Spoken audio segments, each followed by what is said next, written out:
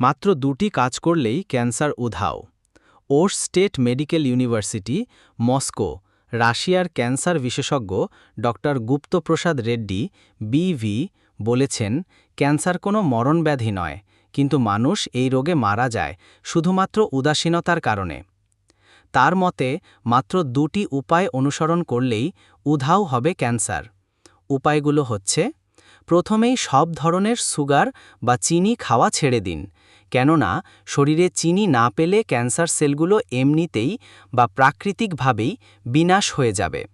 এরপর 1 গ্লাস গরম পানিতে একটি লেবু চিপে মিশিয়ে নিন। টানা 3 মাস সকালে খাবারের আগে খালি পেটে এই লেবু মিশ্রিত গরম পানি পান করুন। উধাও হয়ে যাবে cancer. Maryland college of medicine এর একটি গবেষণায় বলা হয়েছে, কেমোথেরাপির চেয়ে এটি 1000 গুণ ভালো।